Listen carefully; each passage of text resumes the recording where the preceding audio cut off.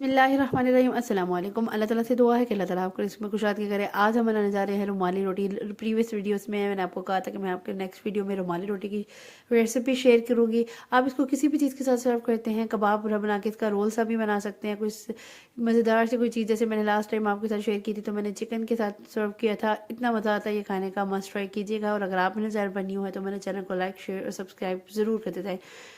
सबसे पहले अशरे की दुआ पढ़ लेते हैं, रब्बिग़फिर वरहम व अंत खैरुर राहिमीन। और सब एक दफ़ा दुरूशी पढ़ लें ताकि थोड़ा सा मिलाने वाला और मिलने वाला एक स्वाब सा मिल जाए। ठीक है।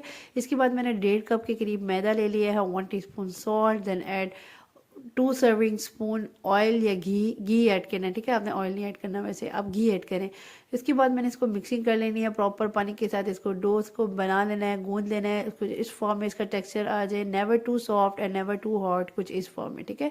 इसको बनाने के बाद मैंने क्या करना है, एक दो दफ़ा बस इसको गूंदना, ज़्यादा इसको भी गूंदने की ज़रूरत नहीं है। इसके बाद इसको मैंने रखा है, इसके ऊपर से मैंने इसकी एक कवरिंग की है, उस पर इस और घी की इसको लगा दी है ताकि इसके ऊपर कोई कवरिंग ना बन जाए। उसके बाद इसको कवर करना है विद एनी रुमाल और इसको रेस्ट देना है आपने 10 to 15 मिनट्स के लिए। ठीक है। उसके बाद नेक्स्ट पे मैंने क्या किया, उसके रुमाल को पीछे कर दिया है। साथ ही मैं इसके थोड़े से पेड़े बनाना शुरू करूँगी। आपने इक्वल साइज़ के ऑलमोस्ट 6 पेड़े बना लेने हैं। ठीक है। इसमें से आपके 6 पेड़े इजीली निकल आएंगे। ठीक है। इक्वल साइज़ के आपने क्या करने हैं, बना लेने हैं पेड़े। उसके बाद नेक्स्ट पे आपने क्या करना है, एक पेड़ा, ये मैंने ना पूरे इक्वल साइज़ के मेरे 6 पेड़े बन गए थे। आपने कोशिश करनी है आपका जो कप है ना वो ज़्यादा छोटा ना हो, अदरवाइज़ ये 6 पेड़े नहीं बनेंगे आपके। तो नॉर्मल साइज़ का बड़ा सा कप होना चाहिए। इसके बाद ये एक पेड़ा मैंने बना लिया, बाकी मैं बना लूँगी बाद में, आपको एक बना के दिखा दिया है। अब रुमाली रोटी की तरफ जाते हैं। तो सबसे पहले मैंने एक पेड़ा लिया, उसको मैंने अच्छे तरीके से मैदा लगा दिया है। मैदा लगाने के बाद मैं थोड़ा बेलूँगी। कुछ मुझे फ़ील हुआ है कि नज़र नहीं आ रहा कैमरे में, तो मैंने थोड़ा सा और आगे कर लिया ताकि आपको देखने में भी आसानी हो, क्योंकि यहाँ पे देखना ज़रा ज़्यादा ज़रूरी है कि रुमाली रोटी बनेगी कैसे।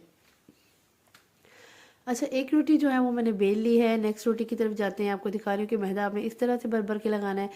एक रोटी मैंने पीछे कर ली है जो बेल ली है, दूसरी रोटी अच्छे तरीके से बेल लेंगे। बेलने के बाद इसको बिल्कुल भी फ्लैट नहीं कर लेना, ज़्यादा नहीं बेलनी, बस थोड़ी सी बेलनी है। ठीक है। इसके बाद हमने क्या करना है, क्योंकि हमने इसको दोबारा बेलना है। इसके बाद हमने क्या करना है, ये जो घी है वो मैंने दोनों रोटियों पे अच्छे तरीके से स्प्रेड कर लेना है। घी ज़्यादा ही लगा देना, अच्छा अच्छा होता है। ठीक है।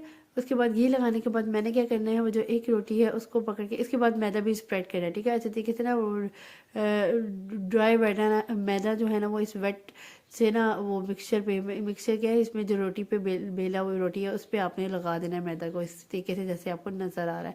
उसके बाद मैंने क्या किया, वो रोटी पकड़ के उसके ऊपर भी फिक्स कर दी है। और उसके बाद मैं इसको बेलना शुरू करूँगी। आपने क्या करना है, इतने अच्छे तरीके से बेलना है कि ये पतली सी ब्रीक सी ना एक रोटी बन जाए।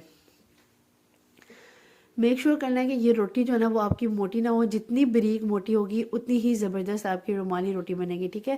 क्योंकि बिकॉज रुमाली रोटी का जो कॉन्सेप्ट है ना, इतना थिन होती है रुमाली रोटी कि ट्रांसपेरेंसी उसमें से होती है। मतलब जब आप उसको पकड़ेंगे ना तो पिछली वाली साइड आपकी नज़र आएगी, इतनी बारीक होती है रुमाली रोटी। तो आपने मेक श्योर करना है कि आपकी फुल जो है ना वो थिन आपने बेलना है। ये कि जो इस फॉर्म में मैंने बेलिया। ठीक है। दूसरी तरफ मैंने जो है वो तवा ऑलरेडी उसको गर्म किया हुआ है। फुल गर्म तवे पे आपने डालना है। मैंने थोड़ा सा इसको ऑयल से ग्रीस कर दिया है ताकि अगर वो रोटी चिपक ना जाए। मैं देखिए फिर उसको बड़ा करके बेल रही हूँ ताकि मेरी रोटी फुल थिन हो जाए। ठीक है। आपने ये नहीं परेशान होना कि मेरी रोटी चिपक ना जाए, खुलेगी नहीं, बिल्कुल खुल जाएगी। जो आपने चीज़ें अंदर ऐड की हैं जैसे घी और ये मैदा, इससे ईजिली आपकी रोटी खुल जाएगी। आगे आप देखें कैसे खुलेगी। ठीक है। आपने बिल्कुल ब्रीक कर लेनी है ये बेलने से भी, और बाद में आपने ना, मैंने उसमें ना बड़ी कर ली हाथ से भी। अच्छा, घी लगाने का मकसद ये है कि आपकी चिपकेगी नहीं रोटी और आप सीधी सीधी अच्छे तरीके से ना आपकी रोटी लग जाएगी उस पर। तवे पे चिपक जाती है ना एकदम रोटी गरम गरम तवे पे, तो वो नहीं होगा। उसके बाद एक साइड थोड़ी सी मेरी पकी है तो मैंने उसको टर्न दे दिया है। टर्न करने के बाद आपने क्या करना है, जब दूसरी साइड 2 से 3 सेकंड के बाद जब आपको लगे कि वो पकना शुरू हो गया, उसके बाद आपने अच्छी तरीके से ना रुमाल से सेक लेना है। कुछ इस फॉर्म में। रोटी तो आप सबको बनानी आती होगी, तो इस फॉर्म में आपने क्या करना है, ये देखिए कितनी इजीली खुद ब खुद खुल रही है। मुझे उसको कोई भी तगोदोद करने की ज़रूरत नहीं पड़ी, वो अल्हम्दुलिल्लाह इजीली खुल रही है। इस फॉर्म में आपने दूसरी तरफ भी अच्छे तरीके से सेक लेना है। ठीक है।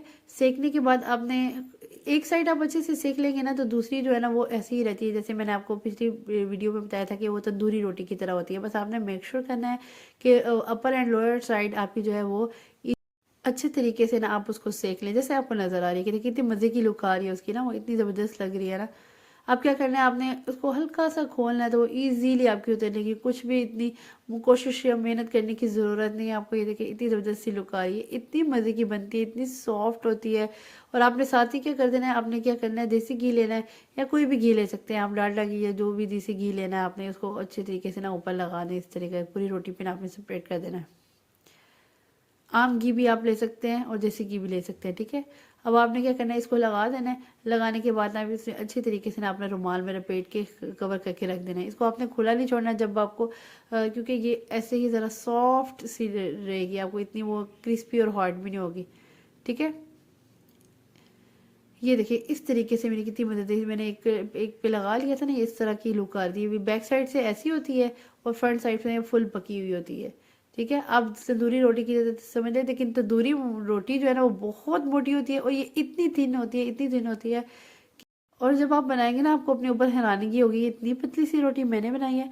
अगर अच्छा जो घर में आपके पतला रोटी खाने के शौकीन है ना, उनको ये ज़रूर खिलाइएगा, ये इतनी पतली होती है, सब खुश हो जाएंगे वो ये वाली रोटी खा के जो पतली खाते हैं। इतनी पतली है कि इसके अगर मैं पीछे की तरफ इसका हाथ रख रही हूँ ना तो वो ट्रांसपेरेंसी वो ईजिली आपको नज़र आ रही है।